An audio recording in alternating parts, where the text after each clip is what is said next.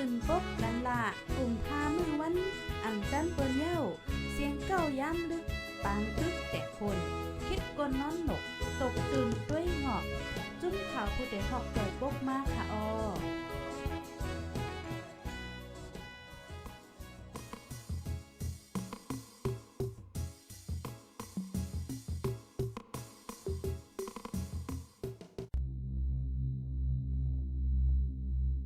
ปางตึกซึกสองจุ้มยื้อกันเตะอำหยาบอำง่ายก้วยกาหมักอันอำแตกเสียกึดไว้นั่นสังจื้อก้นเมืองมาตื่นยามแม่นในจึงแห้งแตกมาในแห้งเหลือหมักแม่งฝังดินดูก่อนค่ะอ้อหมักกึดข้างไว้พร้อมปางตึกอันว่าในใกล้เหลหามีจอมปืนตีปางตึกเก่าเตียนยาเครื่องเม็นซึกมายื้อมาปล่อยตัวไว้นั่นค่ะอ้อเมื่อหนังวันห้ามอองตีเก็บหมักมือจื้นย้ำเตียนฝึกจ้ามปืดยื้อหมักเครื่องกองกลางเตียนจมยิบกองกลางเขาตรงหนึ่งกว่ามาติตะปางเศร้าเก่าจุในกอจางมีหมากป้อมหมากหมอดถาหมากกองหลงอันเจ้าเย่าอำแตกสีกึดไว้นั่นกว่าเตื้องาอีกหนึ่งกวยกอจังแตกง่ายหมากมือจื้นย่ำอันมีเพจื้อลาดมาจื้นนันในเดมีสีขอนสีหม่นสีเขียวสีเหลืองขอนจื้นในกวยอำกา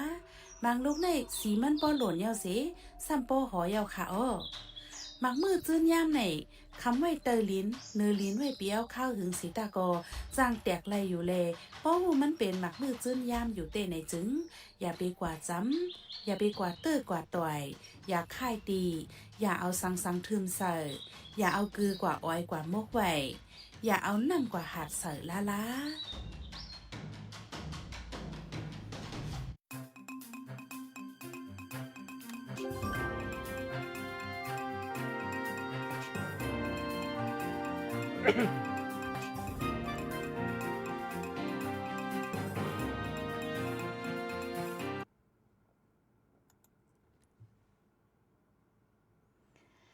เมื่อซุงค่ะอ้อเมื่อซุงถึงพี่น้องเฮาค่ะตั้งเสียงกูก็กูกุ้นในวันเมื่อไหนค่ะอ้ออยู่ลีกัดเย็นอยู่กูก็กูดีกูตั้งค่ะนอฮบทบจอมค่ะเฮายิงเงินหอมและอีกป้าตั้งโหเปากอลิไลและฟิงแงได้เว้งเก่งใหม่เฮาค่ะในค่ะอ้อเมื่อไหนก็เป็นในตอนรายการแลกลายปันดังหันถึงอุบโอ้จอมกันเกี่ยวเลยเงาไล่กูอันกูลองอำว่าเนื้อมึงนอกมึงเจ็มเจ้าในค่ะเนาะ เอาค่ะเฮาค่ะพบกันวันมื้อใดได้ก็แม่นในวันที่21เดือนธันวาคมเดือนกันยายนปี2526ไหนค่ะอ้อปีได้เฮาค่ะได้ก็2-1ปากปลาย20นี้เดือน3มื้อ4ค่ำดีเนอร์วันพุธไหนค่ะเนาะเป็นตอนกลางเนอไหนค่ะอ้อพี่น้องเฮาค่ะอยู่ที่ละสีเข้ามาถ่อมยินเป็นแห้งไว้อยู่ในจึงดงจักมาจอมไหลค่ะมื้อใดก็เปิดหัวข้อไว้กว้างๆเตอุบโอ้กันกว่ากูมิ้วไหนค่ะเนาะกูอันกูลองเผอใครเอาลองจึงหือมาหลากหลายตั้งฮูกตั้งหันในจึงก็ต้องตักมาไว้ในที่นักคอมเมนต์ไหนค่ะเอาสั่งพี่น้องเฮาค่ะแต่มายิงเงินหอมก็ติเอามาอุบกว่าปันไหนค่ะเนาะย่อก็ฝากเจ้าไล่เจ้าแชร์ปันดาไหนค่ะเนาะปุนดาจื้อพี่น้องเฮาค่ะตีไปหันแมนลาบไหนค่ะออกโกมาตกลาตกลื่นและอำดันแลยินไหนค่ะนะโอเคเปิ้นนันเดออนพี่น้องเฮาค่ะกูก็กว่าตรงดักจอมโหเปาเฮาค่ะในวันมื้อในสิกว่าไหนค่ะอ๋อเหมือสุงค่ะ เบอร์สงค่ะอ๋อค่ะเมื่อในก็ฮอดถึงมาดีเนอร์ตอนรายการวันพุธเฮาค่ะเที่ยงวันหนึ่งในค่ะเนาะได้ว่ามันได้ก็เป็นบล็อกที่3วงที่3ของเฮาคาเนาะทบกันแน่อ๋อค่ะในปี2เหง26นี่กูก็ยุ่มยำบะสังดีสังสะมันก็ได้ทบกันในเกกังเฮาคาและครบทบกันดึงวงดึงบ้านในเสตาก็ให้สร้างปอได้เรียกปิ่นกันเพิ่มมีปัญหาเพิ่มมีรองตั้งเพิ่มมีอย่างมากอุบไข่ในกันมาปิ่นไปเรียกไล่กันเท่าทีป้ากันกว่าซื่อหือเท่าทีวันกันสร้างกว่าซื่อหือเลยอันนั้นก็เป็นให้กูก็ได้มีส่วนร่วมไว้กูก็มีเฉียงมุมอันเผยกันมันหันเปิดไฟก็มีป้ายโว้เนาะเผยมันในก็เฮาขาดได้มาเรียกปิ่นกันเป็นปุนตาพี่น้องได้เฮาขาจะได้วนไข่ซ้อมนั่นแหละเป็นเส้นตังก็เปิดปันก็ไล่นั่นน่ะเนาะก็เพราะฉะนั้นแหละวันมื้อนี้ก็เป็นวันลำลองปุนตาเฮาขาเลยมาพบชมกันแทงวันหนึ่งนี่อ๋อค่ะก็ ก็เหมือนว่าค่ะเนาะตีแลว่ารายการอันได้ก็พี่น้องเฮาค่ะมีส่วนเข้าห่มจ้อมนำนั่นขนาดน้องมังรายการบางอันได้ก็ได้เป็นภายเฮาค่ะลาภายเดียวกุ้ยในนั้นค่ะเอามาบอกแต้มมาคอมเมนต์ก็บอกว่ามันนำก่อมไรอันแม่นค่ะก็มีในนั้นค่ะนะก็กะอันได้รับกำซื้อนั่นแหละเหมือนเฮาค่ะมานั่งให้อุบกันในนั้นค่ะเนาะแบกซำว่าเฮาอะไรหันพี่น้องเฮาค่ะก็มันก็อุบกันว่าไรไหนค่ะนะครับ อ๋อค่ะ เป็นลงมันก็เหมือนจังว่านะน้องเงินหอมบานนะน้องมันได้การของเขาในอับใจตอนตาลองนั่นลองได้เป็นอันคึกตอนพิเศษลงหลังมันเฮาว่าคุณลองก็มันก็ลองในชีวิตสายใจการทำมาหากินการเฮ็ดหากินอำว่าในเมืองไทยก็ดีในเมืองไต้ก็ดีการเฮาคาอันนึงก็เหมือนจังเมื่อวงพวกมันก็ได้วันนานก็ได้บอกมาว่าวันที่17ได้พี่น้องไต้เฮากูตีเตลูกตีไก่ลูกตีเจตอนนี่แหละกว่าได้ไว้ให้ขับตัวของพันนางเจ้าพันปีหลงเนี่ยนางพนางหอกคำเศรษฐกิจและพี่น้องใต้เฮาคากูตีก็เลยอันมีชื่อต่างอันจางกว่าไปอันมีพองยามแล้วก็เลยกว่าคอนตุ่มกันที่เมืองกอกที่วันที่สนามหลวงเมื่อวันที่18กลางแต่เช้าก็คนหาปากปลายเนาะมีพี่น้องไทยว่าค่าหาปากปลายก็ในกรณีเป็นอันนี้เอ็นแห้งอันนึงนั่นฮะเป็นการดีเอ็นแห้งให้เปิ้นก็เลยหันซ้อมมาลองพร้อมกันก็ดีลองอันกว่าเขาโฮมลองหยุ่มย้ำนับถือและแบบแป้งเปิ้ป้าให้หมุนเงาของนางของคำก็ใจนั่นนะก็เป็นคุณงามความดีอันพี่น้องไต้เฮามีต่อนางของคำและพี่น้องนางแผ่นดินไทยกว่าเจ้าแผ่นดินไทยและพี่น้องคนเมืองไทยเนี่ยอันนี้ก็วงปงบอกเหนให้คันถึงทางไหน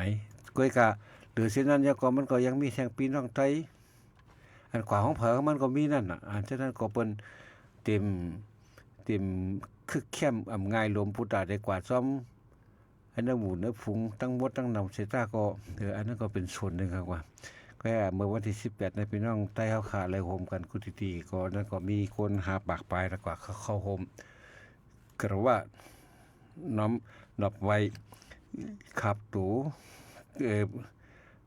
นอนเพของเจ้านางของคำเศรษฐกิจภาพพันปีลงนั่นไหนก็เพราะฉะนั้นในอันนั้นก็เฮาขาอาซื้ออะไรกว่าก็ดีได้กว่าก็ดียองกุนหมุนงามจอมเต้ๆนั่นขนาดเนาะนี่เป็นอันต่างตูพี่น้องใต้เฮาขาได้แหละเฮาขาก็คันดีกำแถมกูก็ยุ่มยำวันทางนั้นนะครับอ๋อค่ะอันนั้นก็อะไรหันแค่หางจึงได้ก็ขึ้นมาอยู่ค่ะเนาะก็ยินจอมเตๆหวานๆค่ะเนาะซื้อกว่าไรเป็นจังได๋ค่ะอ๋อ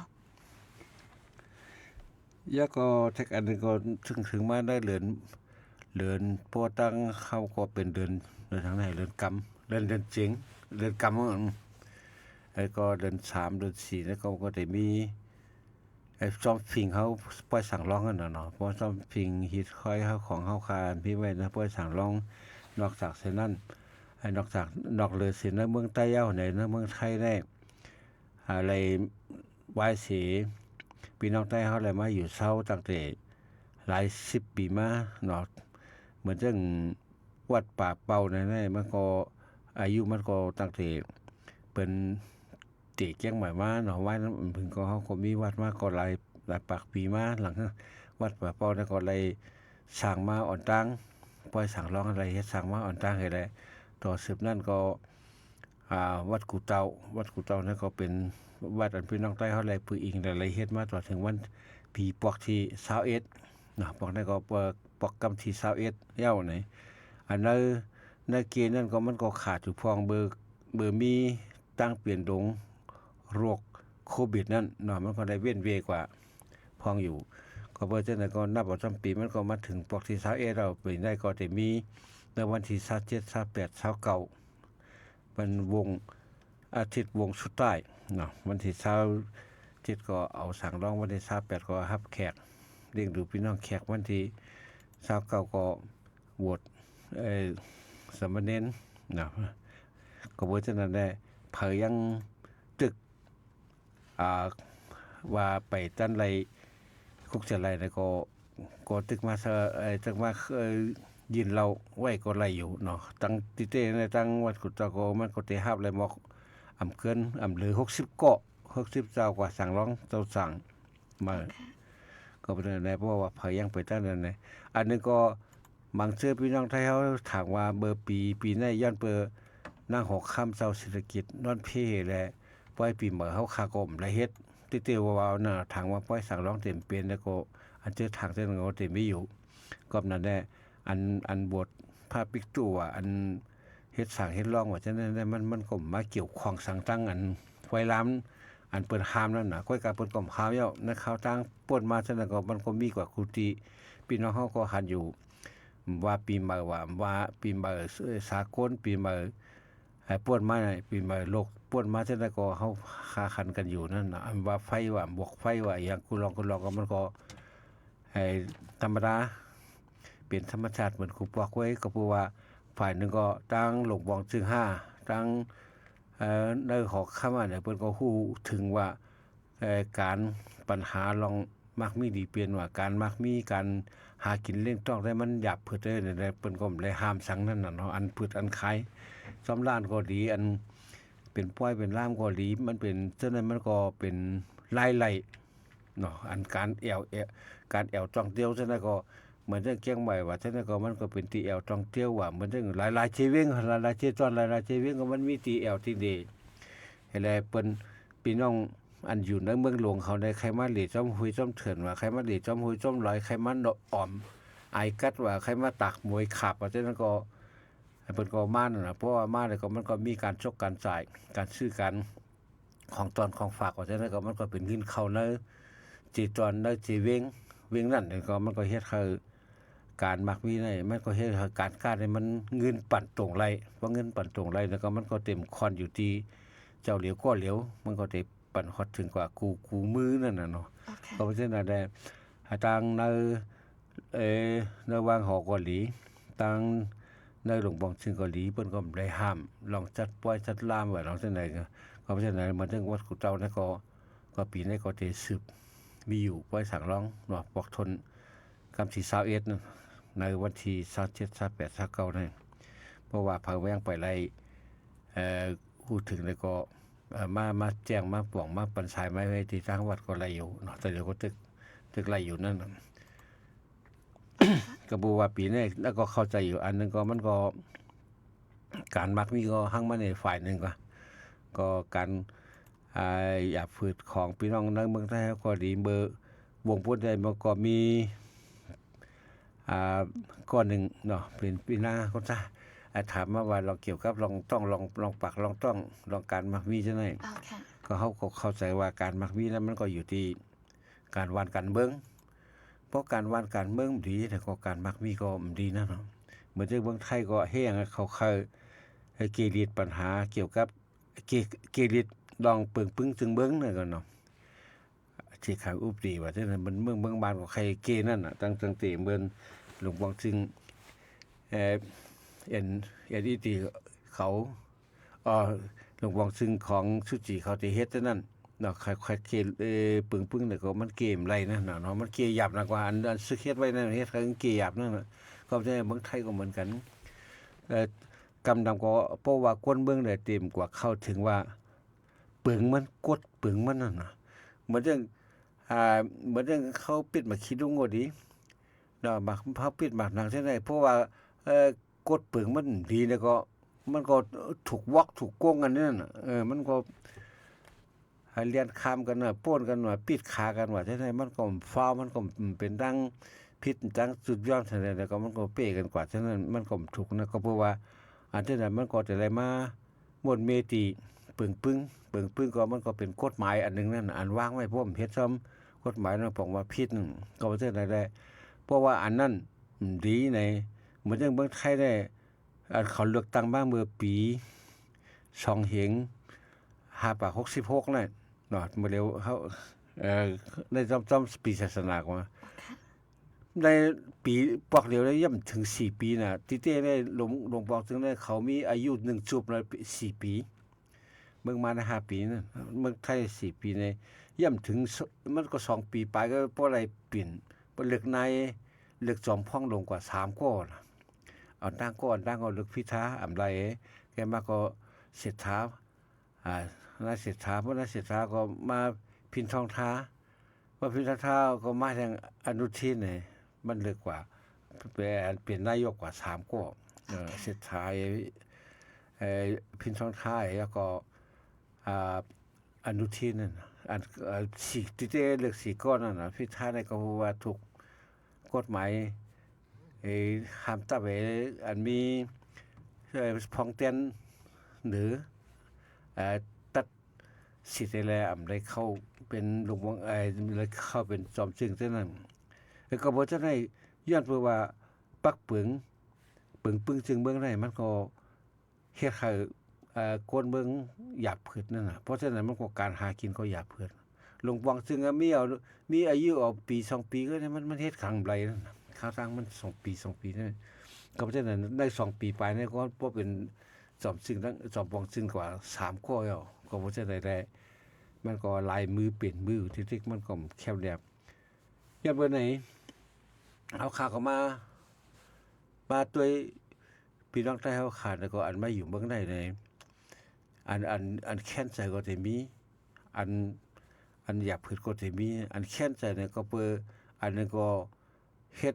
ได้เหตุการณ์ที่คอมดีหรือโรงงานหรืออันมันกึมกว่าเพราะมันกึมใน3เดือน5เดือนออก4เดือน5เดือนออกในหาการอยู่ที่นั่นก็อันนั้นก็จะหยาบไสน่ะบางเทื่อได้บ่เหลียวได้กำดำได้เป็นรายวันเนาะกำดำได้เขาปะจ่ายเป็นรายวันจ่ายเป็นรายวันก็เพราะว่าเลยเฮ็ดคือเงินไหนก็มันก็มีปัญหาสังมันก็เหมือนเป็นลูกชุมเหมือนเป็นโกดเหตุการณ์ในโรงงานในบริษัทอยู่กล้วยกามันเข้าจ่ายเป็นรายวันจ่ายเป็นรายวันวันนั้นเพราะว่าจ่ายเป็นเดือนเนี่ยมันก็จะแลนับสอนปลาวันเสาร์อาทิตย์นั่นแค่ว่าจ่ายเป็นรายวันในนับเสาร์อาทิตย์มันก็จ้องดอกสายเอาเกี่ยวกับแทงอันก็เพราะมาเหตุการณ์ก็จ่ายมันเพราะไม่เหตุการณ์ก็จ่ายเพราะว่าจะได้เท่าเกเจ้าของโรงงานเจ้าของบริษัทเนี่ยก็มันก็หลมใจมันก็เลยจ่ายเงินปื้นจ่ายแปดนั่นน่ะมาก็เลยปันย้อนอนุญาตลาการล่างงานเนี่ยก็เลยจ่ายปันอยู่ฉะนั้นเขาก็ต้องจ่ายก็เพราะฉะนั้นแหละอันนั้นก็เฮ็ดให้ผู้ตาโกนเหตุการณ์นั้นมันก็หยาบใจขึ้นมานั่นน่ะเพราะว่าลงบอกซึ่งเหมือนเรื่องพอเป็นคนไข้เนี่ยเหมือนเรื่องการมักมีดีเป็นได้พอเป็นเมอยู่ไผก็วันป้าต้องว่ามีขันเนี่ยเขาก็ลือไล่การ6เหรียญแต่จังได๋ยก็ตั้งเจ้าโผก็ลือไล่ในนั้นน่ะได้เป็นกฎหมายเปิงของหลวงบอกถึงไทยว่าเรื่องมันเกี่ยวกับรองสุนไดโกนสุนไม่นั่งยิงในอันนี้เพิ่นก็มักมันกันนั่นน่ะเฮาได้ตั้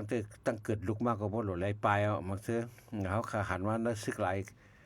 นั่นสิโฮมแพ็กสมัยอยู่นักศึกเลยก็เกิดเหมือนในกลางในกลางค่ำมามันก็เป็นปางตึกมาหลายปลายแล้วก็อันเฮาขาเลยหันมาก็มีทั้งนำก็เพราะฉะนั้นหลายลองหลายตั้งอันเฮาขาอุบกันมาได้มันก็ทั้งป้อยสังร้องมันก็ลาดกว่ากันแล้วก็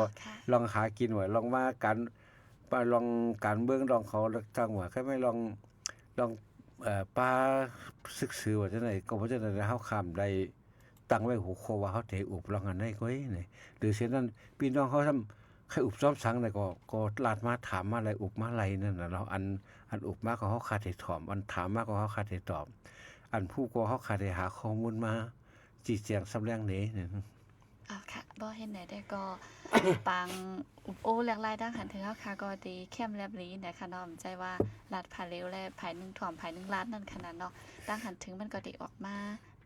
เหมือนกันไหนคะนะก็กล้องลาดหรือกล้องอะไรถ่อมนี่เหมือนมันเหมือนจังเจ๊กเตียงกันนั่น มันก็เอาตื้อตั้งไอ้แหละใครราชการนึงก็เปิ้นก็จังตอบจังเถียงบ่ถึงเฮาด้วยทีวีว่าจังนั้นอันลาดก็ใครเถียงก็จังเถียงนั่นน่ะมันก็เข้าไปอันนี้เฮาคาปิ่นกันเฮาคำว่าเฮาไว้น้ำหนักที่ไผก็แล้วก็นึงก็เป็กซะว่าเฮาคำได้มันนั่งต่อหน้าต่อตากันในอุบในก็อันนั้นก็อยู่ที่ไรมากก็เหตุการณ์ก็อุบมาอะไรถามมาอะไรลาดมาอะไรนั่นน่ะค่ะ มันก็มีผิดอันถูกนั่นค่ะเนาะก็รัดไล่อำดูไล่ไม่เจอนะคะพี่น้องเขาค่ะ อันมือใกล้รัดกว่าบ่อยสังร้องนั่นได้เป็นเลือนนาค่ะ เดือนมาร์ชเดือนมีนา เดินเดิน กุม มา ภามีนานั่นน่ะเพราะว่า เดื เดื อ อน น สาม ได้เป็นเดือนมกราเดือนตุลาเดือนกุมภาแล้วก็เดือนไหนเดือนที่3 ค่ะ เดือนจันทร์เฟบรุเดือนมาร์ช เพราะนั้นได้ก็ตึกไก่อิดๆค่ะนะ เพราะมันเพราะว่าตาอันพอมีสั่งร้องได้มันก็เลยว่าจำเต้ๆเนาะนึงได้เพราะว่าแต่เอาลูกอ่อนเฮามาเฮ็ดนี่เขาก็จะเลยหาพอมีสั่งร้องง่าจังได๋มันก็จะได้หาโคหนึ่งโคนุงโคไว้โคใช้ซื้อแล้วก็ของใช้ของซอยว่าของเล่นของรัวแล้วแต่กว่าเฮาว่าของท่องของรัวจังได๋แล้วก็อันหลีกบอกจังได๋ตาได้บอกพี่บอกน้องว่าจังได๋มันก็เลยใช้บางอันได้มันก็เลยส่งเบิ่งใต้ว่าจังนั้นก็มีน่ะค่อยคักแต่เดียวได้พอห่อมเฮ็ดให้มันหยาบน่ะแต่มันถ่ายก็ส่งในเฟซในไลน์จังได๋มันก็ไลนั่นน่ะครับเฮาก็สิเลยลัดลองป้าลองในอีนึงกลับปานมื้อเร็วได้ อ๋อค่ะ อันนั้นก็เฮ็ดในเพราะว่าเพิ่นตาแต่เอาลูกเอาหลานมาเฮ็ดนี่มันก็เลยใช้ข้าวอย่างทิพย์เนี่ยอยู่เนาะเพราะว่าทางอันก็ที่ไรเฮ็ดดึกบอกไว้ลงนาไอ้ไรปันกว่าส่งกว่าในเมืองใต้ว่าจะใครให้พ่อใครให้แม่ใครให้ปู่ให้นายเขามาหันมานั่นจังก็มันก็มีก็เลยเพราะว่าแต่เอาลูกกว่าเฮ็ดเมืองใต้เนี่ยมันก็ง่ายนั่นน่ะเอาลูกก็ตัวเองตัวเจ้าของสำเร็จการที่ในแล้วก็แต่ไรป้าเอาครอบครัวของมือกว่ามามันก็หยาบนั่นเพราะว่าเอาคนเฒ่ามาได้มันก็หยาบทั้งนั้นนะคนมาทางเครื่องบินก็ไหลมาทางรถทางกาก็ไหลมาทางพาสปอร์ตก็ไหลมาทางเชียงใหม่ได้ก็มาทางแดนดินก็ไหลนั่นน่ะทั้งเมฆลานเมษายเข้าทั้ง7วันนี่ก็ไหลอันนี้ก็ใครฝากไว้มันได้ก็ลองเฮ็ดปล่อยสั่งลองเรื่องลองดูได้ใครฝากรัฐพี่น้องเขาว่าอันนึงได้เฮาก็จำเป็นโดไรมาเลี้ยงหลีเลี้ยงหวานเลี้ยงใหญ่เลี้ยงหลงเลี้ยงตี้เลี้ยงว่ากันดอกเพราะเอาจอมอันนั้นได้เอาจอมการใ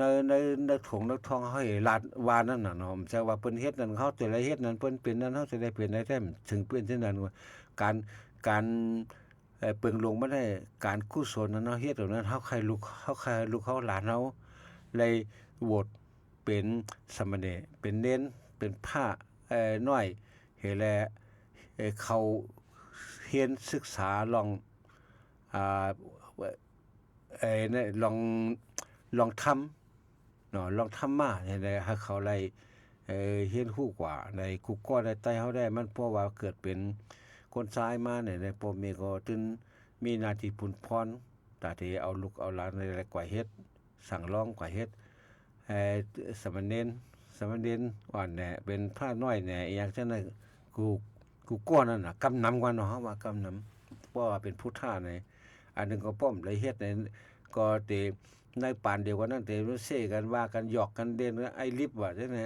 ไอ้สุกว่าอย่างนั้นไอ้ลิบว่าจังได๋นั่นน่ะป้อมได้เป็นสั่งเป็นเด่นได้ไปสุกนั่น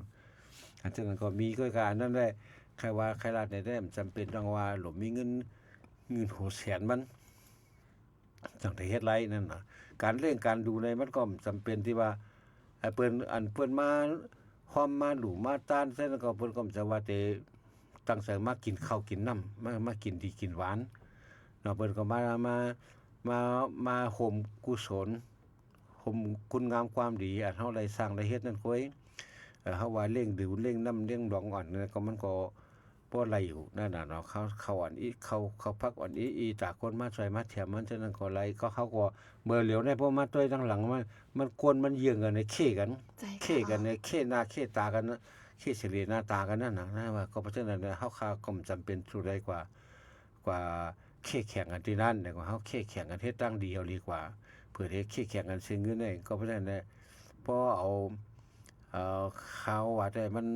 ปล่อยสั่งร้องกันว่านั้นมันจำเป็นต้องลบเมื่อจุดใดให้เร่งใหญ่เร่งหลงกันกว่าเนาะเฮามีก็คือเขาเปลี่ยนอะไรเกิดเลยหมกกันนั้นก็ปอเย้าเนี่ยแทงอันนึงก็การเลี้ยงดูเฮาได้มันปึงเฮียงได้ว่านั่นน่ะปล่อยสั่งร้องการเลี้ยงดูนะปล่อยอันใต้เอาค่าเฮ็ดได้มาก็งอแฮนปันเผินแฮนปันป้านนึงแฮนปันชุดนึงเข้าพัก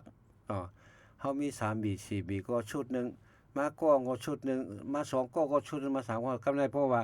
เข้าพักเดือนแล้วก็มันก็8เตียวไว้เลี้ยงแขกทางก็ไรนั่นน่ะเตใส่เอก็ปอทั้งอันแรกก็บ่เฮาเป็นไรเนี่ยเหมือนจังเปิ้นกับปันบ่ได้เฮาในสายตาเฮาได้มันทางดีก็ยาวค่อยกันในอันลองถูกแม่นได้มันฟูเฟ่เนี่ยมันแค้มดีที่สุดนั่นน่ะเฮาก็มีพัก2-3บีเฮวางไว้ตาเฮ็ดเอากำอีน่ะกำนึงบอก10-20ก็เนี่ยเขาจะเลยว่าแขกมากเขาเฮ็ดให้มาใส่มันก็เอาตักกินให้เพิ่นเอาพักกันแล้วก็เอาก่อนเนี่ยเฮาคาบ่คาปิ่นลายมันพองก็ได้ดีเนาะอันนี้มันใจกว่าพิษสังนั่นน่ะเปิ้นใครว่าขี้ถี่ก็เย้าใครว่ามีหน้ามีตาก็เย้าก้อยก็พอมาด้วยมันมีเหตุผลนั่นน่ะเฮามีเหตุผลว่าเฮาสิเฮ็ดเนื้ออุปาชอบว่าใครเฮ็ดด้วยฟักหยังฟักโคฟักเขียวว่าหยังก็มันก็เป็นสังเนาะเปิ้นได้กินนั่นก็เปิ้นได้ตักเอาเปิ้นได้กินก็คือเปิ้นตักกันนั่นน่ะเพราะว่ามาก้องเขาก็เขาพี่น้องใต้เฮาเจตนาเฮาก็ดีเพราะมาก้องเขาก็แย่นปันชุดนึงบ่ชุดนึงเพราะว่าใส่ในกวนมีกวนหวานอีกนี่ก็มันก็มาทางดีเพราะว่าใส่ให้บ่เต็มให้บ่หลีดูดีด้วยเนี่ยก็ซ้ำกินเสียงบ่กินเสียงแล้วก็เดียวกันเลี้ยงเพิ่นแทงก็มันก็สังทุกมันก็มีแม่นเฮาก็ได้เปรียบบ่นั้นอันเปรียบได้ทั้งอันเฮาหลู่อันเฮานั่นแหละมันก็ไรบุญกุศลทั้งนั้นเนาะเฮาว่าอันนึงก็มันก็เสียงเปรียบหลายเหมือนเรื่องการหลู่การต้านก็เหมือนกันนะวันนั้นก็ยามลาถูกว่าการหลู่การต้านอันเปิ้นขายสังฆทานจังนั้นเพราะเฮาใครหลู่เนี่ยเฮาอย่าไปกระซื้อสังฆทานหลู่เฮาใครหลู่เงินได้มันก็ตั้งวัดมันก็ใช้อะไรเป็นการทำกาไฟกว่า10 บาทก็ยาว20 บาทแล้วเฮาก็ใส่เสื้อใส่ทรงใส่ซ่องไอ้ก็หลู่เฮ็ดมันก็ไล่เนาะตั้งกุศลมันได้มันใช่ว่าเฮาอันทางดีนั่น2ที่ไรกุศลใจอันมีกาอันเจ้าอะไรนั่นน่ะเพราะว่าพี่น้องเฮาคาก็ฮู้ว่าอยู่เมืองไทยสังฆทานเนี่ยมีกระดาษทิชชู่ม่วนเนี่ยน้ำขวดเนี่ยเขาสารเมียแต่แล้วก็มียาหกไข้หกแก้นเนี่ยแต่ยาไข้หักไข้นั่นนี่พลาย 2-3 เม็ดก็ป้าเอาซองจังนั้นเฮ็ดนั่นมาทางดีมันก็มีสังตั้งวัดก็เสริมไรตั้งอันไรได้ก็มีเมกาแค่นั้นก็เพราะฉะนั้นนั่นก็ใครทุกชนพี่น้องค่ะเพราะเฮาหลู่เผือเฮาหลู่ฉะนั้นเฮาก็ได้บุญกุศลถ้าเฮาหลู่เงิน10 บาท20 บาทก็ยังเป็นการนำกาไฟเนาะมันก็เป็นกาเข้ากาพักอันเข้าพักฉะนั้นก็เหมือนกันเพราะวันศีลว่าวันใหญ่วันหลวงอะไรเฮาก็เฮ็ดกว่าเข้าพักกว่าดูกต้านก็มันก็บ่เจ้าสั่งคนสร้างเจ้าชาเขาก็กินเสียงอะไรนั่นน่ะของมันนำไม่ได้ตอบเช่นใดๆบางอันแล้วก็เฮาคาถูกหลายๆวนซ้อมเงาลายวันเหมือนไหนว่าเงาลายวันเหมือนไหนแน่อันว่าฮิตฟิงฮิตอำดียาฟิงผ้าอำดีถอนนั้นมันจะยาวเฮาจะอยู่ซ้อมกับเก่าปานหลังเฮาจะอยู่ซ้อมลายเก่าลายเหลียวมันจะกลับมาปานมาขึ้นมาเนี่ยเมื่อกูปองมันจังว่านะเพราะมันแตกเนี่ยชุดสั่งร้องคนลงสั่งร้องให้1อันหมอเยียบได้ 3-4 วันจะมี1กอกเว้ยข้ามเอามือสอยเอาเยียบเลยตาที่สั่งร้องให้บ่ได้สั่งไว้เป็นปีๆก็เพราะฉะนั้นเมื่อเหลียวได้คันใดวันเดียวปากชุดก็เลยชุดสั่งร้องก็เพราะว่ามันเหมือนมันแคบมันก็เหมือนมือกูบอกเสียงค่อยกามันก็อันแคบมันก็แคบมากนั่นเนาะเพิ่นคอมเปอร์อยู่ในเมืองไทยเนี่ยมันก็มีบอกมีว่าเพิ่นเฮ็ดไว้เย้านี่ก็เพราะฉะนั้นเฮาคาดให้มาแตกกับพวกใจอันเก่าว่ามันจะลายเก่าได้มันใจมันผิดจังได๋มันใจเอาเนาะแต่เดี๋ยวนี้เฮาเตยกย้ายค่ายปิ่นลายเหมาชีวิตของเฮาก็บ่ได้อยู่ซ้ำปานเก่าก็ไว้ก็มาคอมขึ้นอย่าได้เหมือนจังวันนั้นก็มาเถียงกันลิกไต18 ตัว19 ตัวจังได๋เหมือนกันเนาะปฏิเตมัน18 19 ตัวย่ำพอนั่นน่ะพอเตใส่ความลาดเฮากูบ่ความลาดเฮาก็นำรัฐสังวรรัฐสนใจสังก็ได้พอรัฐให้มันตายตัวพอรัฐให้มันแน่นอนให้ก็ได้มันจำเป็นมากเหมือนซึ่งอันมารัฐว่าเฮามีผ้าแพทย์เฮามีลาแพทย์เนี่ยปารีฉะนั้นมีล่ะมันเหมือนตัวแพทย์นั่นน่ะลาบเลยที่ว่าลาผ้านั่นน่ะมันคือถ้าได้ที่เอา ป้าเพียรหรือที่พวกออกเสียงป้าเพียรก็จะออกผ้าที่เหมือนไทยมันมี4-5ตัวค่อยๆเข้าจะว่าของเปิ้นดีน่ะได้มันใจกว่าของเฮาก็มันก็เปิ้นเฮาสิได้เฮาถึงกลุ่มมาเทงกันน่ะ18ตัวใช่บ่แต่19ตัวแต่เอาผ้าฟ้าเนี่ยตัดออกแบบยักจังถูกเลยมีเทียงอ่ะกูย้อนเปิ้นเท่านั้นน่ะสามารถเทงกันอันไหนแบบไหนกูขึ้นกูลงกูก็เป็นอันนึง2ก็เป็นกูยักขึ้นยักลงยักบ่ไหวก็เสียงก็ไปป้อนั่นน่ะบ่ได้เอาตัวต้นเสียงมาใส่ก็บ่ใช่ได้อันจะในเฮาข่าวก็ใส่ว่ามันถูกอะไรมาเถียงกันถูกอะไรมาผิดมั่วกันกว่าคนอันอยู่จังเล็กใต้เก่าๆเต้ๆมันก็ปึ้งมันเต้ๆมันก็มี40ปลายนั่นน่ะเนาะเหมือนอย่างเด็กเมืองว่าเด็กใต้ขึ้นว่าเด็กไทยว่าเล็กลาวจังได๋เพิ่น40ปลายเฮาไปแตกเรื่องบ้านเฮาว่ามันไปจะคือเฮาว่า อ๋อค่ะ ความมันก็เหมือนเฮานั่นคันตัวมันเมื่อ40ปีเสียง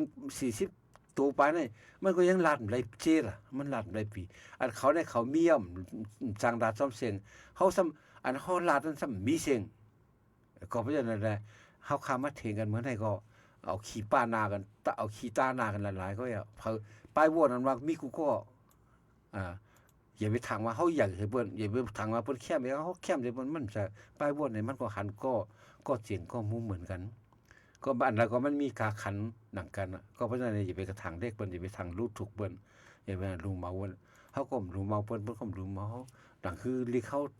นั่นเตะแคมแบบนั้นพวกมือเฮาไปเฮ็ดสังไรก็เฮาค้ำแล้วก็เก้าสังพวกเฮาเฮ็ดสังไรพวกเฮาวนไรพวกเฮาสั่งไรพวกเฮายอมรับกันจังซี่เฮาสังใครมาอุบกันกูว่าให้มาเถียงกันก็เถียงกันแล้วก็เอาจ้องก็เหมาเฮ็ดแต้มก็เอาก็มันก็แต้มเฮ็ดนี่มันก็เหย่ากันมันก็เหย่านั่นมันก็เถียงกันหลายๆก็เอาขี้ตาหน้ากันหลายๆก็กูว่าได้เฮาได้อยู่ซ้ำปานเก่าว่าบ่เฮาอยู่บ่จะให้ก็ในลิกเก่าๆก็มี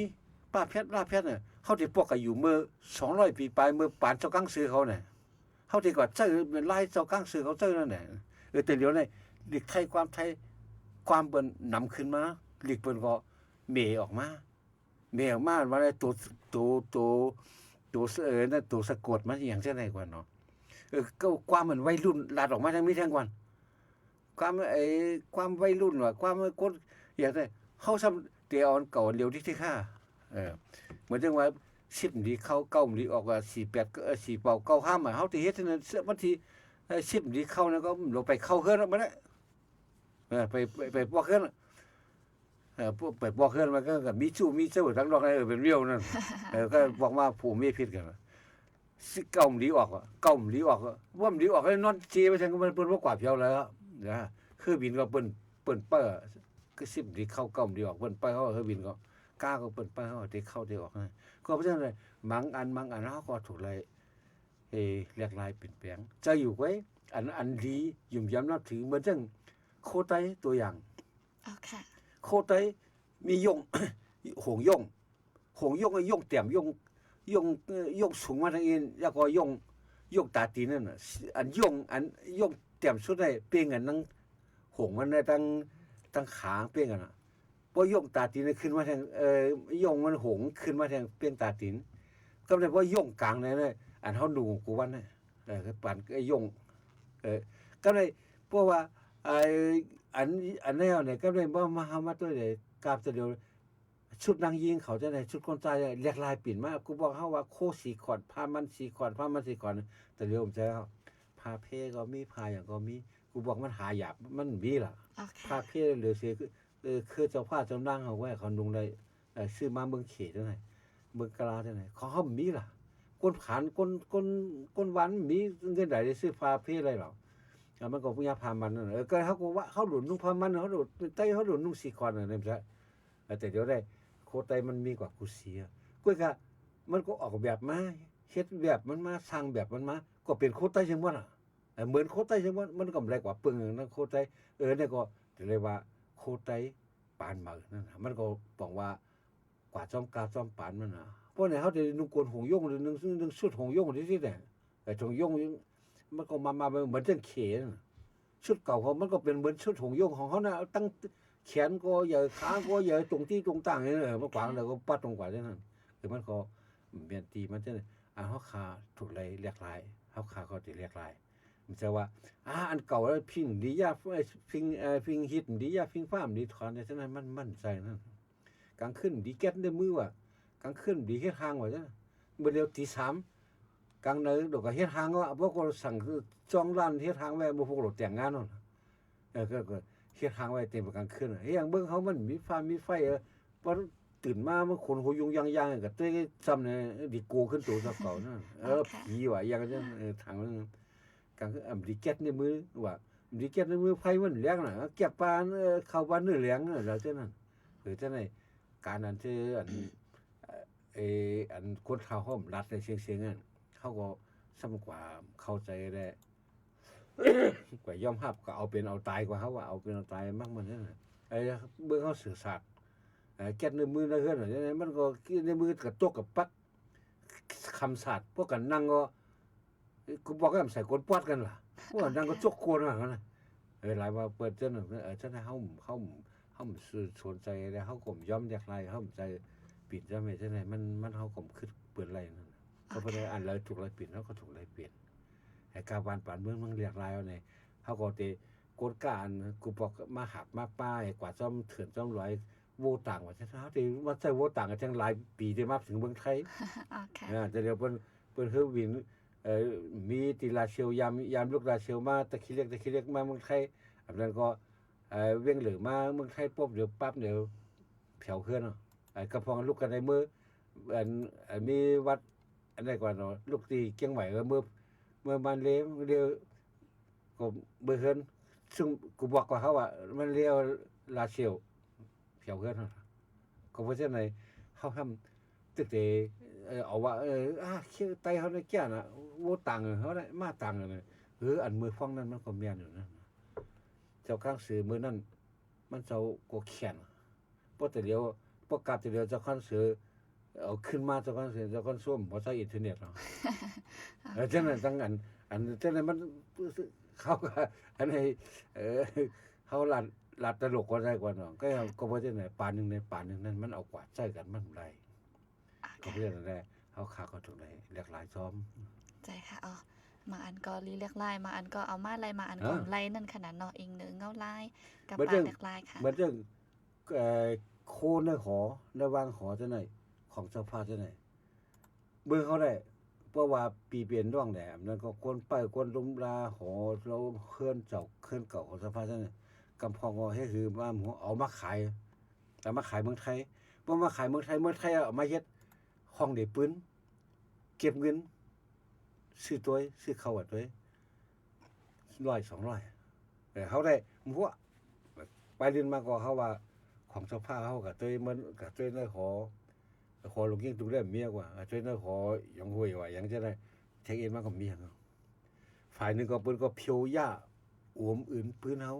คือเขากวนเขาภาษาความว่าเขาความเขาก็มันมีหลายเจ๋งนั่นน่ะฝ่ายก็อันอยู่จับมานก็อยู่ในเมืองมานก็รัดซ่อมมานล้อมานอันอยู่ตั้งเขตก็รัดซ่อมเขตล้อเขตอันอยู่ตั้งไทยก็รัดล้อไทยเขาจำสิมาเสียกันเนี่ยล่ะอันอยู่ในเมืองอินเดียเขาก็รัดซ่อมอินเดียอันอยู่ใน12ปันนาเขาก็รัดซ่อมเขตอยู่ตั้งเก่งอย่างเมืองคอนเมืองสมุทรเขาก็เมืองวันว่าฉะนั้นเขาก็เรียนรัดซ่อมเขตก็เพราะฉะนั้นแหละอันใต้เขาอยู่ในเมืองใต้เนี่ยเขาเกือเมื่อเกือเขารัดความไทยเขาเกือรัดความมันก็เกือรัดความเขียวเกือก็เพราะฉะนั้นแหละเผื่อที่เกือกันยากกันเมถ้าเฮาเมกันถ้าเฮาออมรองพ่องกันมันหลูกเกือกันป้องกันก็โป้ยเอาล่ะลิก็เหมือนกันกูวันไอ้เปิ้นเฮ็ดนิวเคลียร์เปิ้นสร้างนิวเคลียร์เมืองผมนี่จังได๋คือเกาหลีเหนือจังได๋เปิ้นเขาได้กลุ่มมาเมกองเมมองเมกองเมมองว่าเมลิกเมลายว่าเมพระธาตุเจดีย์ว่าเมอันนั้นอันนี้อันที่ใจนั่นคือขึ้นอันใจเบิ่งอย่าเบิ่งลงว่าอันฉะนั้นลูกแม่ใจทุกนี้เมอยู่ใต้เฮาค่ากูวันได้เพราะว่าตั้งหลูในพำเถียงใช่ค่ะเพราะว่าตาลิกลายตาเจอตาฟิงตาเจอคือเนี่ยไผก็มีฉะนั้นอันนั้นก็อันนึงนั่นน่ะ ก้อยก็ห้ำเลยหมายความว่าห้ำถูกไรเร็วดูห้ำถูกไรต้านใจเขาถูกเลยเฮ็ดอยู่ก้อยก็ให้มันบ่หลีบ่กึ่งเพราะว่าการเชื่อจัดเชื่อคือเขาเนี่ยมีฝ่ายสนใจในมันก็บอกว่าอันนี้เขาตกแต้มนั่นการศาสนาเขาได้เมืองไทยเขาเสไทยเขาก็อันดับถือศาสนานะเมืองไทยมีญี่ปุ่นมีเขมีลาวมีมานมีแล้วก็หลายที่จังได๋มันเริ่มหายเลยก็อาจจะหายเนี่ยคือเขาสื่อสารเขาฟิงเกเขาซั่นน่ะมันสิหายเลยฟิงเกเขาก็อันถูกไรมันคือเหมือนเรื่องโคดุเมื่อว่ากับเมื่อกี้นะโคหงย่งชุดหงย่งเขาก็ห่างดีเข้มแลบนั่นก็ดีเก็บแบบแป้งป้าไว้นั่นอันบางอันเฮ็ดออกมาอันนักออกแบบเขาออกแบบมาให้แล้วเยียบหูจะให้ขายกูวันจะไหนว่าคนซ่านว่าคนนางยีมันก็เป็นอันโคไตมันก็ออกมาเป็นทางใต้น่ะเขาจะมาว่าเนี่ยมันใช่ของใต้เขามันใช่ของใต้เนี่ยจะให้มันใช่เอานั่นก็เอาว่าก็บ่มันยกมูลขึ้นมามันเมมูลขึ้นมาให้มันแคมจะให้มันขึ้นจอมกาปานมันได้เพราะเขามีจังนั้นก็เขาก็ใต้เขาก็จะอยู่จอมปานว่าหลีกไต้หวันจะอยู่จอมปานจะคุมบ่มัน2 ปากปีพอก็ขึ้นทั้งปุ่น เอาค่ะเอาค่ะพี่น้องเขาค่ะต้องตั้งมาเลยไหนค่ะเนาะมื้อในหันเย็นไว้ค่ะนะกำกอข้าวยามจำได้เซ็งยาวไหนค่ะเนาะ อันนั้นก็รีถอมแล้วอันกันถอมหื้อไหนค่ะอันนั้นก็ว่นจ้อมหื้อไหนค่ะเนาะบ่มาลัดลองมือไกลค่ะเนาะเกี่ยวเลยลองกันวันเมืองจื้อคือจังได๋ค่ะเนาะใกล้เหลหันมังจื้อก็ว่ากันใน Facebook จังได๋ค่ะเนาะว่าคนใต้เฮาก็ไปออกบ้านออกเมืองติ๊กๆตีเรียนอยู่จังได๋ก็เพิ่นก็มาเอามาอยู่ทางอินได้ตาใต้เดมเมียวว่าเต็มจังได๋ก็ไหลหันค่ะเนาะอันกันไปออกเมืองติ๊กๆในไหลหันจังนั้นในรู้หันถึงจังหือพองค่ะการไปออกเมืองว่าการอยู่เครื่องเมืองว่ามันมีอยู่เหตุผลรองตั้งมันของมันอยู่อ๋อค่ะการไต่ออกเมืองไหนเนี่ยตั้งแต่เห็นกระบัก58มานั่นมันปอกหนึ่งออกเข้าเถื่อนลุกขึ้นเพราะลุกขึ้นแล้วมันจางมือขึ้นป้อมจางมือขึ้นเลยซึกเหี่ยวก็ก้นเหี่ยวนั่นน่ะกลางว่าได้ไปเขาปักอยู่ในเมืองไทยก็ไปแทงป่านึงซ้ำแทงส่วนนึงซ้ำเป็นลองเฮ็ดหากินจังเฮ็ดหากินทางมาเมืองเฮามีตัวเอียบไปว่าอันก้นมีให้มีหน้าก้นอันมีให้มีหน้ายำจังเฮ็ดน่ะมีเสือกมีส่วนนำจังเฮ็ดก็เพราะว่าอยู่ในเกซึกอยู่ในเกขุนอันที่เก็บขวัญไว้ก็หำฮู้ว่าส่วนโคก็มันออกสังบอกสังนำสนใจเอาแต่ขอนดินมันนั่นเอาที่ขอนมันฉะนั้นมันก็อยู่ไรแต่เอาสังมาปั่นก็ไม่ส่วนนั้นอันอยู่ในเวียงได้มันก็ง่ายอีแค่นี้นั่นน่ะ ก็เพราะว่าการนั้นอยู่ในเวียงได้ซึกหลายๆชั่วโมงก็เข้าถึงไรอย่างน้อยก็มันก็มีซึกมานกล้วยนั่นน่ะเนาะเพราะว่าอันอยู่วันตรงหน้าปากนั่นแน่กำซึกชุมนั้นผ่านมากำชุมได้ผ่านมามันบางเชื่อพอมีปางตึกกันเนี่ยย่ำได้อยู่เพื่อนย่ำได้ไปแทนก่อนก็เพราะฉะนั้นแหละเมื่อปีงานไล่ลงเห็นเขาบอกเขา17ใช่ไหมอันนั้นก็ไปใต้เขาในเมืองใต้พอดกลางเนี่ยห้ามเป็นวานมันเป็นแสนไปกำไรโกนอันปลายออกมาใช่ไหมก็มาอยู่มีเมืองไทยก็ตีดินตีเหือกตีชนก็เมี้ยวแล้วก็โกนอันปลายไรเนี่ยมันก็ตื่นปลายนั่นแหละเพราะว่าในปลายเนี่ยมันกลมจังปอกมือต่อถึงวันเมื่อไหร่เขาอันที่เมืองไทยเดี๋ยวเลือกตั้งเนี่ยพี่น้องใต้เขาก็มีส่วนเลยเลือกตั้งนำได้เขาว่าในใต้เขาว่าอันกำตั้งใหม่มาตั้งแต่ล้วนเขามาเกิดมาอย่างในเมืองในได้อันอายุ18ขึ้นเด้อฉะนั้นก็มีส่วนเลือกตั้งเอาเป็นสัญชาติไทยเป็นคนคือเมืองไทยน่ะอันว่าอยู่เมืองเฮาไรแลมอยู่ในเมืองเฮาอะไรนะมันจะมีเหตุผลของฝ่ายของมันนั่นน่ะมีหลอกมีตั้งของฝ่ายของมันก็เพราะฉะนั้นเนี่ยสู้กว่าอยู่เมืองนอกล่ะสุ่มมาล่ะเนี่ยมันมืออันเชื่ออันมาเลยการฮักเสื้อฮักษาอะไรออกมา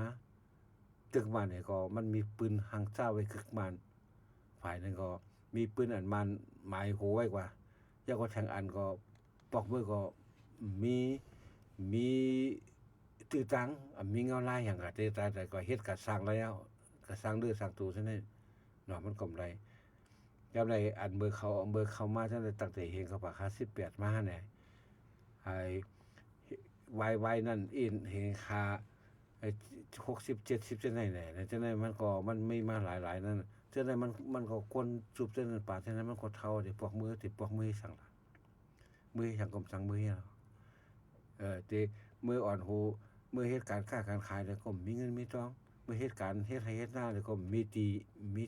คือที่สวนเนาะอันไรปันลุกๆอันนั้นก็ปันกว่าเย้าอันลูกหลานเอาขายลูกหลานเอาขายกินก็ขายกินไว้เนาะก็เป็นนั่นแหละมันก็หลายเหตุผลนั่นน่ะเนาะว่าเฮาขาก็ขันใจทั้งก้นอยู่ได้ทั้งกัน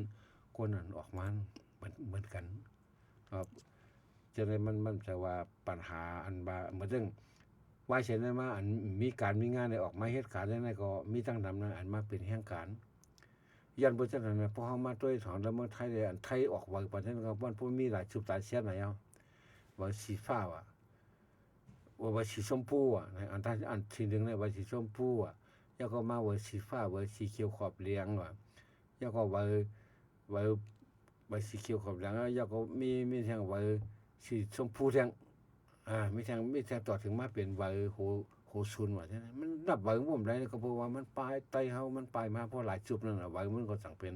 หลายแสนก็เป็นเฮาคาก็เข้าสังเนือตั้งก้นอยู่และก้นปลายอันนึงก็เฮาก็ยองย่อก้นอยู่ไว้ไรมีแห้งมีเอ็นแห้งมีเปิ้นกุ้ยก็ถึงเปิ้นอีก็ค่ายเตือนนั่นน่ะเนาะอันนั้นก็เฮาก็ยองย่ออันก้นอะไรออกมานั่นก็มันก็มันถอยมือขึ้นมันก็ง่ายนั่นก็เพราะฉะนั้นแล้วเฮาก็อำนี้ว่าเซ่นี่กันเฮาก็หันกูฝ่ายเหมือนจังว่ามันใครนั่นก้นอันปานเก่าก็เฮาก็ยอมรับก้นอันปานใหม่ก็เฮาก็ยอมรับปานเหมือนเรื่องดิกแล้วก็ดิกมือปานเจ้ากลางซื้อเขาเฮาก็ยอมรับดิกอันปานมือเร็วเนี่ยเฮาก็ยอมรับเฮาสิเจออยู่หลายเก่าหลายเร็วเลยเฮาก็เจอปานนั่นเนาะภาษาความลาดเฮาถอยความเฮาอันใจในลุ่มในใต้ตรงมีเนาะใจน้ำมันนี่ล่ะอันอยู่ในเมืองเขียวก็ใจน้ำเขียวอีใจอยู่ในเมืองไทยก็ใจน้ำไทยนั่นอันใจน้ำในปารีใต้มันก็ใจน้ำมันนี่น่ะเพราะว่าปารีไผ่เบื้องไผ่เบื้องไผ่ใต้ขึ้นเนี่ยมันมีไผ่ใต้ลื่นเนี่ยมันมีนะเพราะเขาทำใต้ซ้ำเอาลูกใต้ซ้ำกว่าใต้ซ้ำไผ่มันใช่ไหมไผ่ไทยว่าใช่ไหมก็เพราะฉะนั้นกูลองได้มือเขาปีน้องตึกการเบิ่นมาเตือกูก็ยังไปฟ้องบ่ได้เฮาคามันนี่ทางงอมันก็ไล่สังมาหรือสิว่าเฮามาฟ้องเหมือนเฮาจังโฮมกันมักบ้านเอาว่าเฮาสิเฮ็ดไหนเฮาสิเอาไหนเหมือนมีปึงเงาปึงเบิ่งเหมือนจังเปิ้นสองทีสร้างอะไรนั่นน่ะป้อมมีเมืองป้อมมีวานมีเมืองป้อมมีตี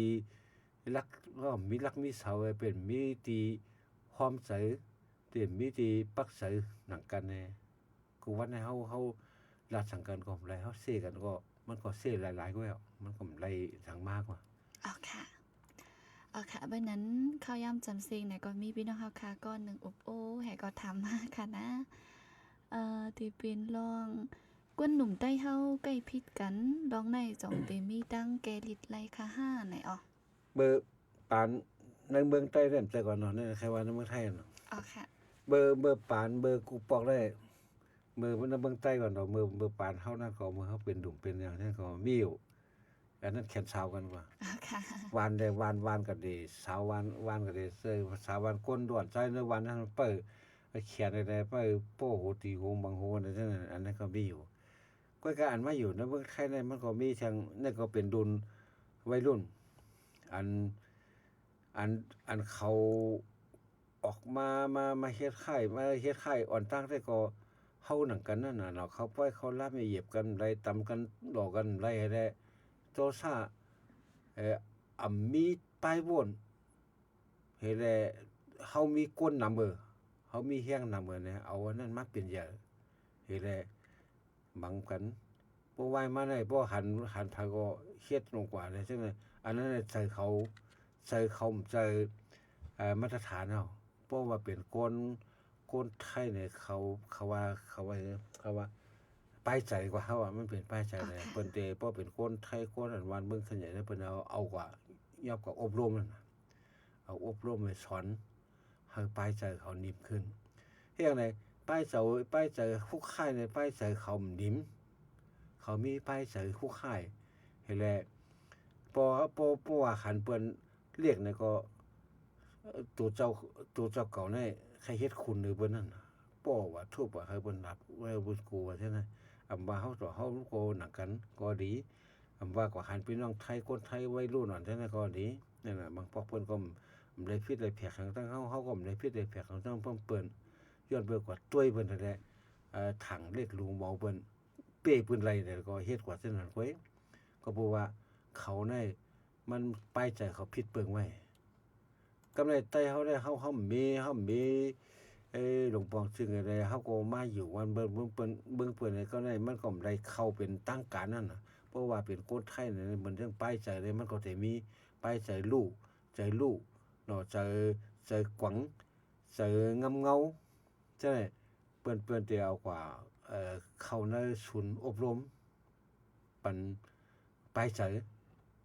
ปันป้ายใจอันนี้ก็บางบอกว่าเขาก็เสียหลายล้วนได้เสียหลายในเต้ๆก็เบอร์เขาคอมในกว่าอยู่ในเปิงในลอกอันเปิ้นหาแฮนเปิ้นวางแผนนั่นน่ะเฮาก็อยู่จอมในตรงวงของเฮาได้เฮ็ดการพองบ่มายากันแต่ก็ได้เสียก็มีเอ็นมีเฮียงมาทางเรียกดูเมาเวินใครเฮ็ดใครหนีอูเงาของตัวเจ้าเก่าใครหนีอูเงาของเนื้อจุ่มเจ้าเก่าเนื้อหมูเนื้อผงเจ้าเก่าว่าฉะนั้นแหละจังว่าเป็นจุ่มนั่นจุ่มในนั่นแหละได้สร้างปัญหาเฮานั่นกันสร้างปัญหาพี่น้องคนไทยว่าฉะนั้นมันเป็นดองป้ายใจก็เป็นนั่นแหละเฮาคาเพราะว่าเผอฮู้ว่าเนาะเป็นญาติพี่น้องก็ดีอันนี้ติดต่อกับสืบสวนฝ่ายฝ่ายลองตั้งห้องยาก็ดีตั้งรองศูนย์ไหนก้นจังได๋ก็ดีเกี่ยวแล้วลองป้ายใจจังได๋ ให้พอสั่งเขาอบรมไหนการอบรมเนี่ยมันก็สอนมันให้ใจนิ่มให้มีสติปัญญาให้มีสมาธิให้มีเมตตากรุณาจังได๋อย่าก็บ่ใครงำใจงำเงาใครเป้ปุนเปิ้นใครเฮ็ดให้ต่อเพิ่นจังซี่มันก็สิมีการอบรมของป้ายใจก็เพราะฉะนั้นแหละพ่อแม่ก็ดีพี่น้องก็ดีเพราะว่าครูว่าลูกเฮาหลานเฮาเนี่ยก็หากับสืบสานโดยทั้งองค์กรของหมู่ชุมของไทยเขาเพิ่นมีอยู่ว่าเกี่ยวกับเรื่องการอบรมลงป้ายใจจังได๋อ๋อค่ะอันนี้ก็เป็นลอกไล่ตั้งอันหนึ่งในนั้นค่ะเนาะอ๋อค่ะเปิ้นนั้นมื้อนี้ก็เฮาค่ะได้ก็ได้มีหนังไหนข้าวยำก็เปิ้นก่อไกเนี่ยค่ะเนาะยินชมถึงที่อันดีต้องตักมาอุปโอมาจังไหนนะคะและอันดีมาเข้าถ่อมยินเจิมจังได๋ค่ะเนาะขอบใจใหญ่นำค่ะอ้อปุ้นดามื้อนี้ค่ะก็จองก้อยขึ้นมาพบทบกันแทงดีเนอวงหน้าในค่ะเนาะที่เป็นวันที่28ค่ะเนาะพี่น้องเฮาค่ะก็สั่งว่ามีสิลองสิอันตึกวนตึกคำเจอใครฮู้ใครลาดใครถามจังได๋ก็องค์เดมาก้อยมาทบกันทั้งกำหนึ่งนะคะอ๋อปุณดามื้อนี้ก็เข้าย่ำซิงก่อยแล้วแลเฮาคาเดย้อนกึดลือรายการไว้ดีนั่นสิก่อนนะคะอ๋อ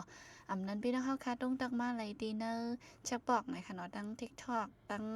Facebook เฮาคาแชนนิวส์นะคะอ๋อซื้อแต้มมาก็เฮาคาก็คัดเจอตุ้ยปันอยู่ไว้กะบางอันก็เพราะว่ามีพี่น้องเขาคัดตักมันนำก็ดันไรด้วยญาติจังได๋ก็มีค่ะเนาะย้อนนั่นแหละ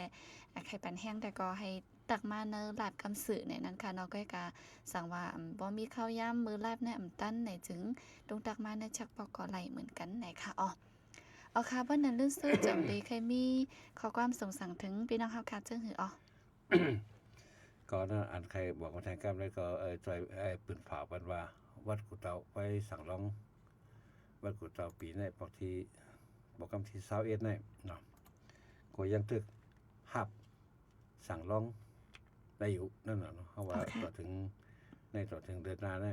เพราะว่าสั่งร้องแต่มีวันที่27 28 29เนาะ27ก็วันออกสั่งร้อง28ก็วันหับแขก เลี้ยงดูแขกวันที่29ก็วันบดขามสั่งก็ได้เพราะว่ามันแจ้งไว้เนี่ยก็มันก็จังได้เฮ็ดติกบอกเรียงไว้สั่งส่งเจ้าส่งนั่นน่ะอันนั้นก็จังหวัดผักบอกมาปัจจัดกรรมนึงเดือนนั้นก็เหมือนจังวันนั้นเฮาคาลองโลกอ่อนที่ว่าอันเกี่ยวลองป้ายใจพิษปืนก็ดีป้ายใจงำเงาเช่นนั้นก็ดีแล้วก็เกี่ยวได้ลองกันให้ทากินก็ดีเกี่ยวลองกันเรียกลายกันกาปันเก่าและปานบักเช่นนั้นก็ดีเกี่ยวน้องการวาดการเบิ่งอันเรียกลายอยู่เมืองเปิ้นเช่นนั้นก็ดีก็กุกก็ที่ฮู้คันซ้อมอยู่เนาะอันไรเพิ่นก็มีอันไรเพิ่นก็มีนั่นน่ะรอบไหนซึ่งก็เฮาคาได้เป็นกวนอันเข้ามาอยู่ในเมืองไทยเนี่ยก็ได้ไรเพิ่นซ้อมปึงปักปึงของไทยให้ไรบ่อยู่บ่กินซ้อมเฮาคามีส่วนไรเลือกตั้งก็กว่าเลือกอันมีก็อย่าไปให้เป็นปัญหาต่อเปิ้นนั่นน่ะเนาะอย่าก็อันเป็นน้องใต้เฮาในเมืองใต้เนี่ยก็อันเหมือนจังว่าอันเข้าใจแปลกเปิงกันพิษเปิงกันจังซั่นก็เฮาคาขึ้นบนมีหากันไรอำใจลองดิกลองความอำใจลองกูลองได้มันใจปัญหากว่าก้อยเฮาอันปัญหานี่มันเป็นอันเฮาเฮ็ดเอาไว้เฮาเอามาสร้างให้มันเป็นปัญหานั่นน่ะที่แท้งเนี่ยลีเขาเยาความรักเฮาก็เยาคือเขาก็เยาเจรจาเขาก็เยามันใจปัญหาแต่อันเป็นปัญหาเนี่ยเฮาเอามันมาสร้างเป็นปัญหาก็เพราะฉะนั้นแหละผักเป็นให้มีสติวิริยะเนาะข้างผักข้างมันได้แบบแป้งเปิดปลาเจรจาคือเขากว่า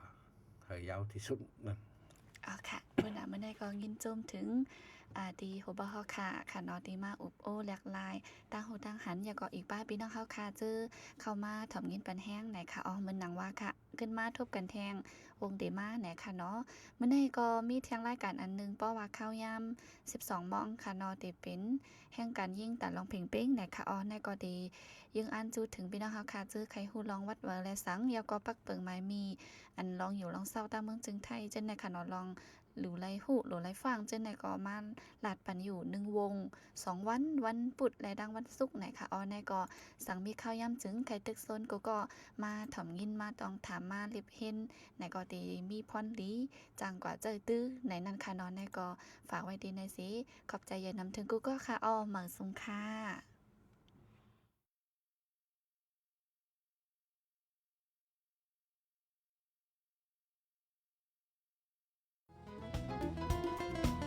ผู้ดยหอกคานปากพาวฝากดังตู้เซ็งโหใจก้นมึง SHAN Radio